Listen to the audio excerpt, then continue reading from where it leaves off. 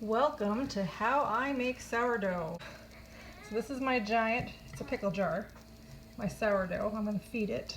So my jar weighs 1,137 grams. Wake up my scale.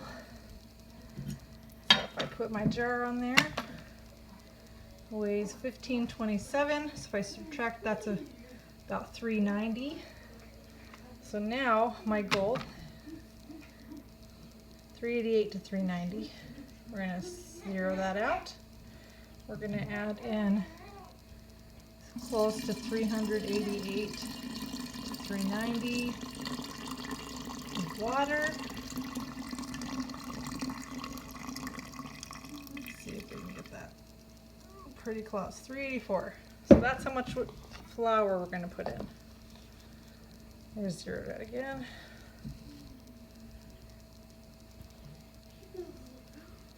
So we're going to put 384.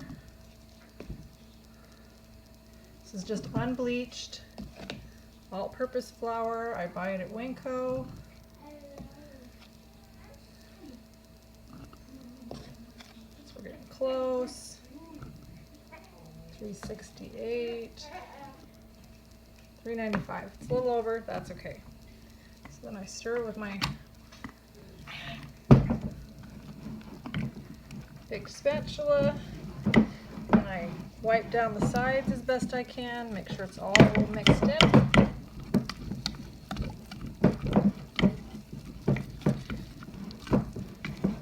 I've never made a starter. I was given this starter. If anybody lives by me, I can give you some. You can see in there it's kind of pasty. Still some dry spots, so I'm going to keep stirring so it looks pretty good and consistent. Now you clearly don't have to have a jar this big. I'll do another video someday on other ways. Okay, that looks pretty good if I look in there. So it's kind of like a pancake batter, thick pancake batter. So I'm going to clean off my spatula. I'm just going to set the lid on top, and I'll leave it overnight on the counter, and we'll see you back in the morning.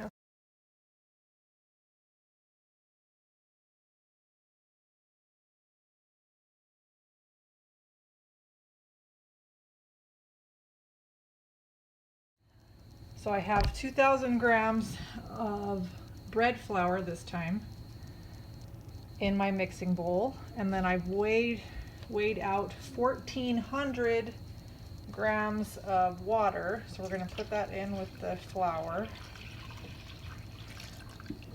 and we're going to turn that on. And while that's mixing, I'm going to weigh out between 600 and 640 grams of starter. So this is a double batch that will make 4 loaves of bread. And this is a big mixer. This is an 8-quart mixer. So if you don't have an 8-quart mixer, I do not recommend doing a double batch. So in this bowl here,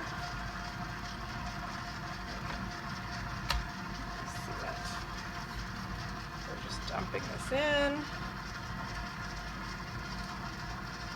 So for a single batch, you would use between 300 and 320 of starter. And that is way more than I need. That is 770 grams, which I knew it would be because normally the bowl's not that full. So take some back into the jar. That's 645, that's close enough. And it would help if I put my bowl up where it should be. So right now it's just mixing flour and water. And it's just going to be a big paste.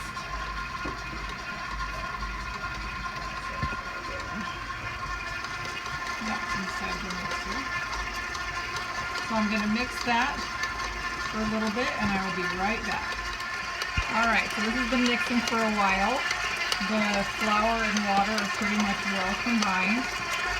And you're probably looking at me going, wow, that is really wet, and you haven't even added your starter and your salt. So we're going to take this down. I'm going to scrape the bowl with my spatula. Sourdough is very wet. And the more wet it is, the more moist and delicious your bread will be later. It can still taste good if you use less water. So the things that I had learned watching different other YouTube videos is just like any other recipe, it's all about percentages. So with 2,000, so for a single batch, it's 1,000 grams of starter or flour. And to that 1,000 grams,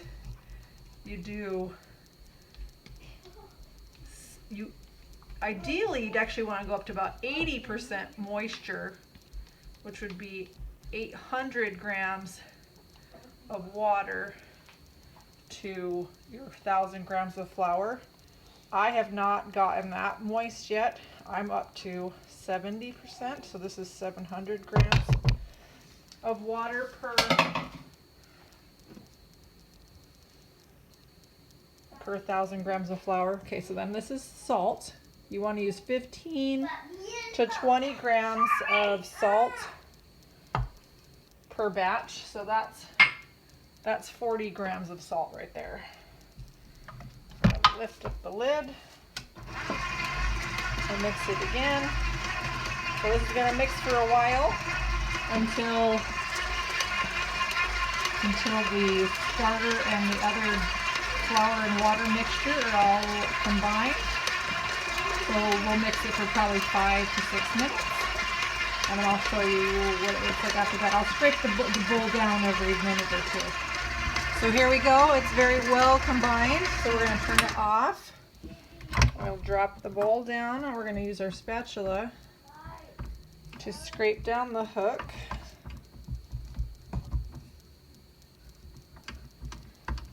I do my best to not touch the dough with my hands at this point because it is very sticky. Take our bowl off.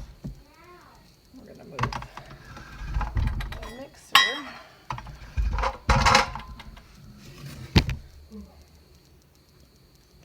So I can get my hand out of the way. So I scrape it down.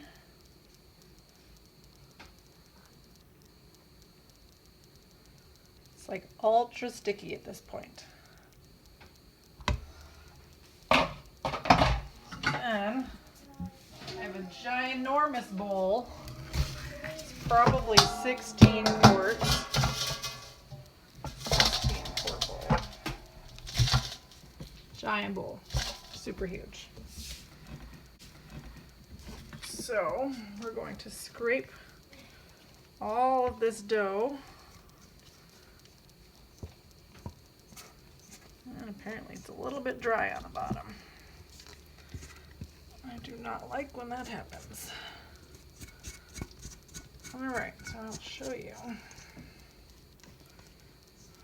Sorry, totally plugged the bowl in your view.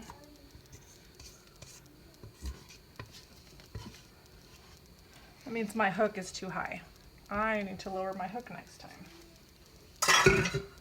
Alright. So it's okay to touch this with your hands. I have really dry, cracked hands right now, so I'm putting on some gloves.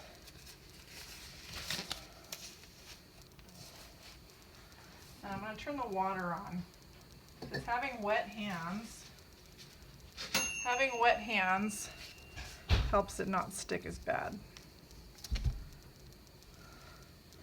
And yes, I don't have, they're my gloves, but gloves will get pulled off if it's too sticky.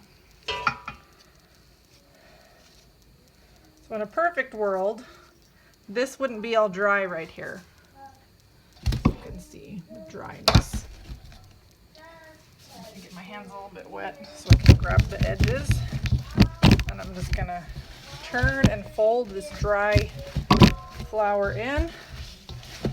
The trick with this is quick movements. Leaving your hands to linger, and then I got my hands wet again. Oops, sorry, I bumped the camera there. So I'm turning and folding. And this is what we'll do later, after it's set for a while. And this does take practice to be able to do this without it sticking so bad. But I'll just tell you, the trick is fast. And you're not trying to like stick your hands in it. You're trying to basically, you're pulling around. I don't know if you can see that. You're pulling around the edge and lifting up from the bottom. I'll try to have a better angle later when I do this. All right, when I feel like there's enough, that dryness is all mixed in. See, it's very sticky, very sticky. Very sticky. My hand's wet again. See, I still have a dry patch right there.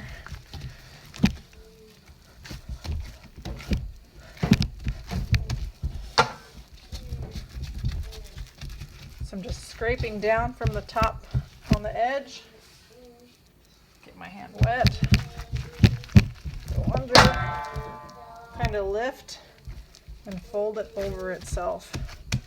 Now, I don't know if you've heard of the window pane test. So you take some dough and you kind of stretch it, and as you can see there, it just kind of breaks.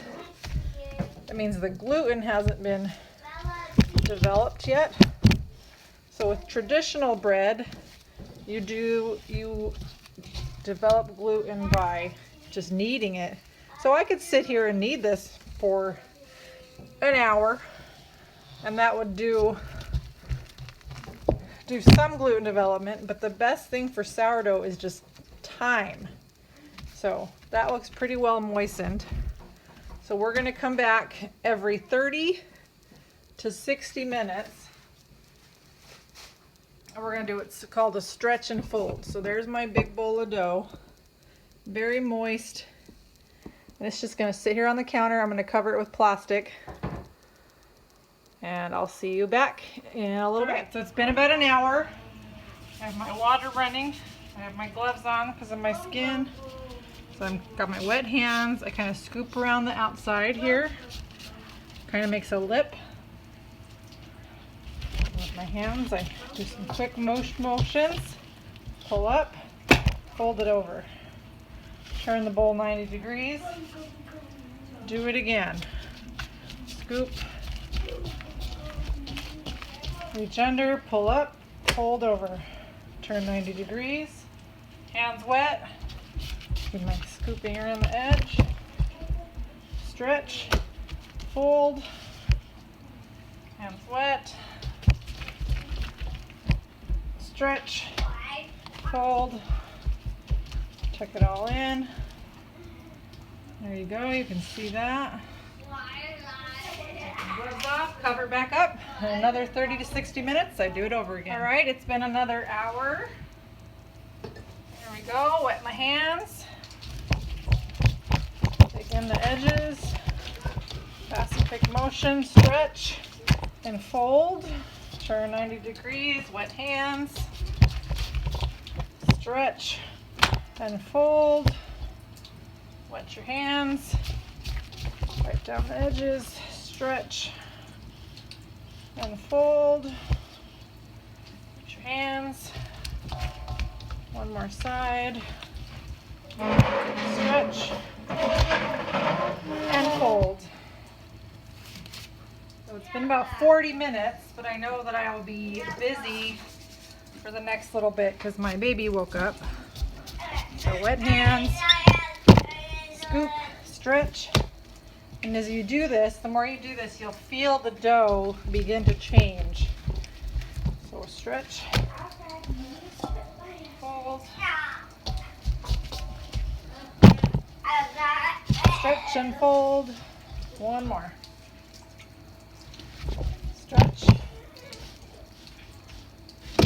unfold. So see, if you noticed, it's getting tighter and tighter every time I do this. It's getting a little bit more squishy because every time it rests, it gets more air into it. So and if I do this, the window pane test, you see that it doesn't break as easily. It still breaks, but that means the gluten is forming and it's gonna be yummier, yummier bread. Okay, it's been another 40 minutes and we are going to do this again. Stretch and fold. Wet your hands. Stretch and fold. Wet.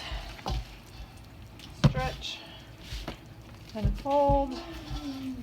And sometimes I see that it's starting to fold back, so I'm not going to do that fourth fold.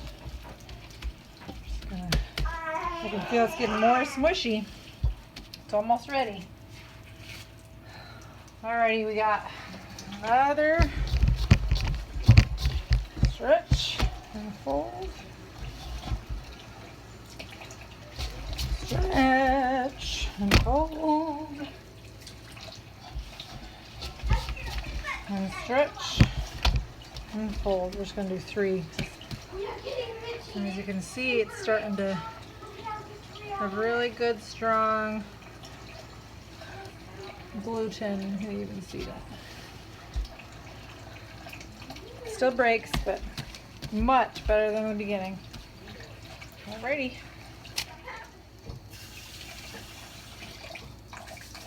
Alrighty.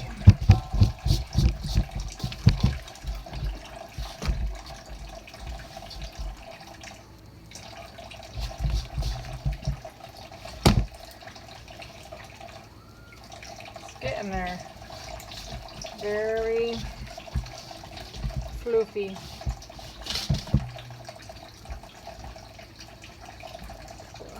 Thick spots.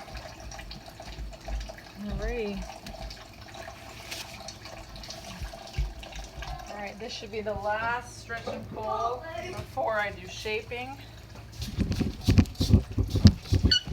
Stretch, fold. Stretch, fold,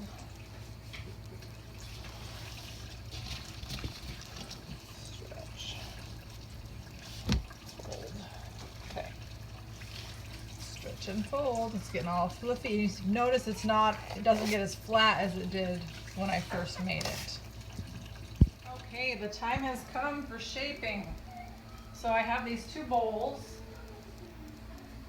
I do not own bannetons. Bannetons are cool baskets for making sourdough bread. So I have 2 pieces of muslin. I don't have tea towels. These are actually triangular bandages from my first aid kit. I have more. So I'm dusting. This is a cool little sifter from the Dollar Tree that I've had for years. I put the muslin down in the bowl. And I'm sifting flour all over it. Now I'm going to set those aside. And then I already did this other part. I have 2 bread pans that are covered in shortening. So the bowls are for the more traditional method. I'm going to dust my board here. This is a baker's board that my husband got me years ago. I have my ginormous bowl of dough that I'm now going to flip out onto the floured surface.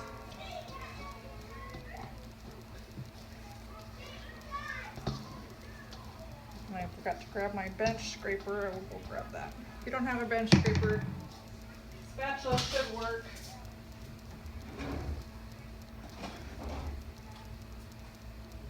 Bench scraper. I'm going to dust the top of this. I'm going to do my best to eyeball cutting this into 4 pieces.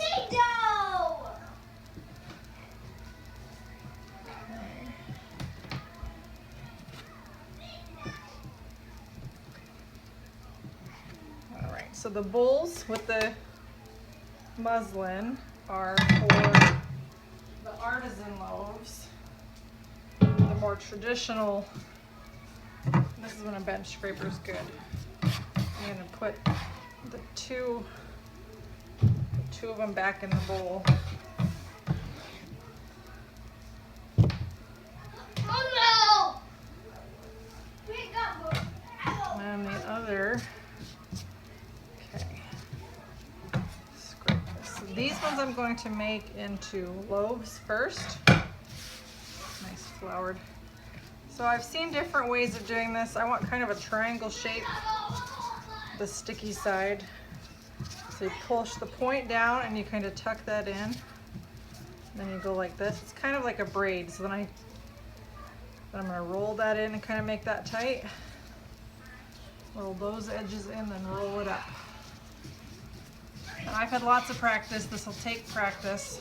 And I've done it with bare hands when my hands aren't cracked up from my eczema. So there's the bread pan. So this one's going to just go in there to rise, like a traditional loaf of bread. Pick up this other sticky mass. Gonna, again, attempt to make it into like a triangle shape. Hold down that point. Tuck it a little bit.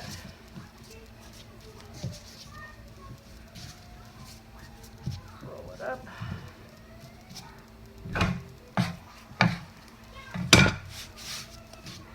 Roll it gently on the board.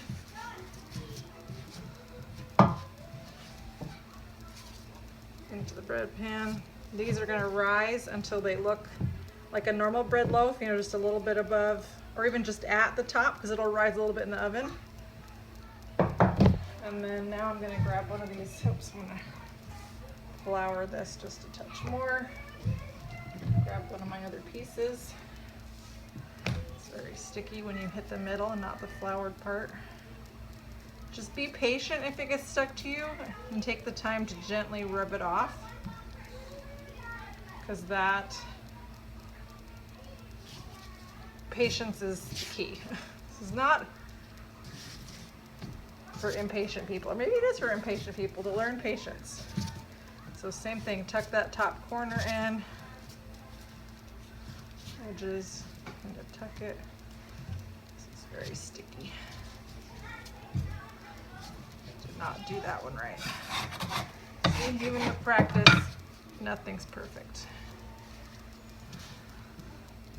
I try not to add a ton of flour because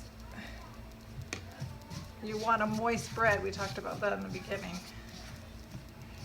Okay, so now I'm working on getting this into a ball shape. So I'm kind of pushing under and spinning a little bit.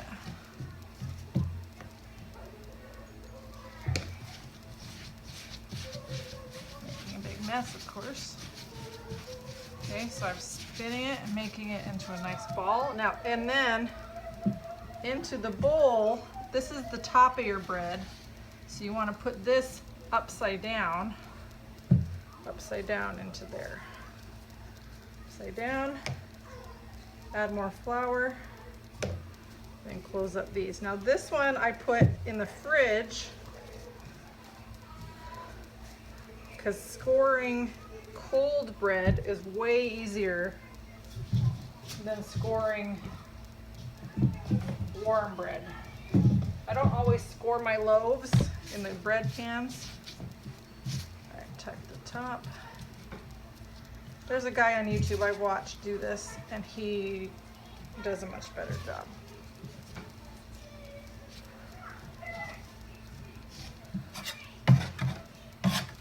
And he talks about baker's hands. Basically, with practice and just time, you learn how to do this without it sticking to you so much.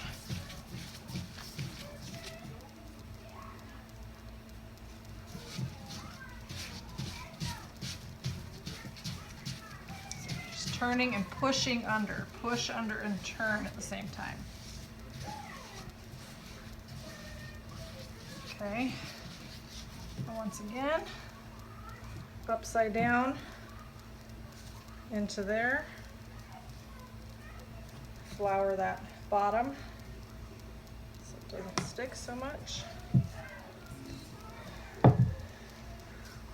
And I wash these separate from my other towels and things so they don't get all linty, because you don't want lint. So that's it. So I got the 4 loaves. Let me take off these for a second so I can touch the camera.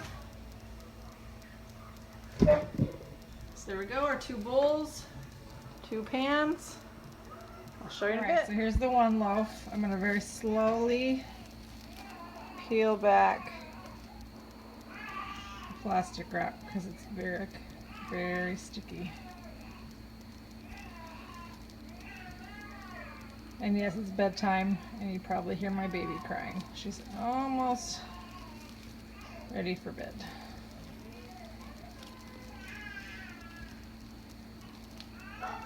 And the other one, the other loaf.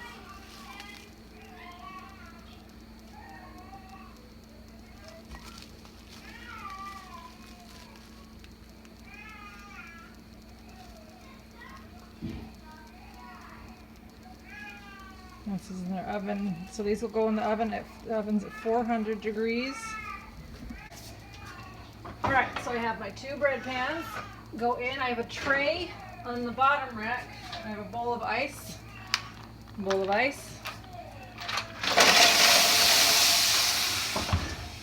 That will make steam to help the top get all bubbly. See, and all right, so the bread has been baking in the pans for 30 minutes. So what I do is I now take the bread, looks pretty good, take it out of the pan and stick it, I flip it around, stick it directly on the rack, flip it, swap it, oh, another 30 minutes. All right, here we go, bread is done. Don't mind the sounds of my dishwasher, my baby in the background. So that is what it should look like, nice and dark, perfect. I put it on a cooling rack on a cookie sheet. That's how I like it. Okay, now I'm going to close the oven, turn it up from 400 to 425 while I prep my cast iron. So I take my bowls out of the fridge, peel that back. I can tell that they've grown a little bit. I poke it, if I touch it, should give me a little spring, but not all the way back. What I'm going to do is carefully pull the fabric back and just flip it onto the center of my parchment paper, like that. Take the bowl off. So I use this parchment. It's a giant roll from Sam's Club. Parchment. I think you can get it from Costco too. If not, they sell it Walmart, Amazon, same thing.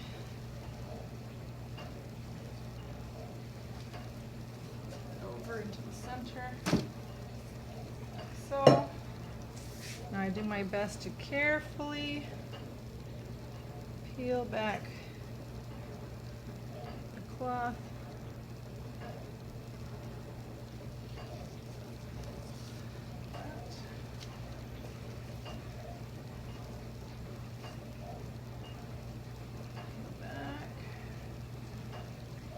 I have 2 camping Dutch ovens, so they have legs on the bottom, they feet.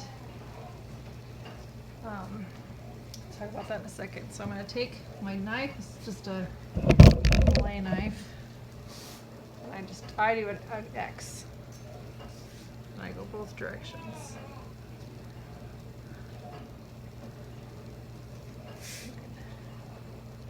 Make sure I'm deep enough. Then I grab the corners. Usually 3 in one hand and then the 4th and gently lift. And do my best to set it in the center, like so. Same with the other one. Do my X's.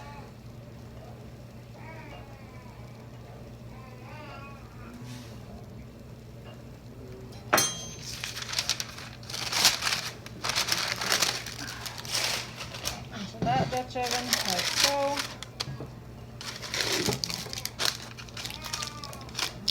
Movie magic, we're going to get these over to the oven. Open my oven. Now I got to pull out both racks. Now I leave the cookie sheet in there to help deflect some of the heat. If I don't do that, the bottoms usually burn. So I can fit both of these in my oven. And then with all my muscles, I push both racks in at the same time. Like so. And just like the other bread, 30 minutes. Alrighty, it's been 30 minutes. Now what we do is we take off the lid. I'm going to do this from the other side. Take the lid off.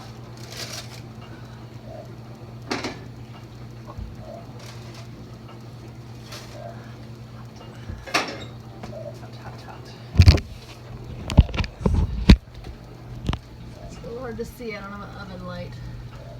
But they just seem to brown now. Alright, it's been another 30 minutes.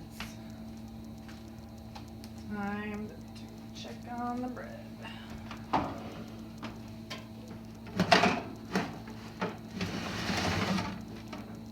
See that? Turn this off. There you go. 2 super hot loaves of bread. Thank you so much for watching my first attempt at a how-to cooking video. It's definitely a challenge trying to find time to get stuff like this done. This is the youngest of 5, and so if I can do this, you can do this. Now, these are not the best looking loaves I've ever made. I'm sure I'll make worse ones in the future as well. It's a learning process.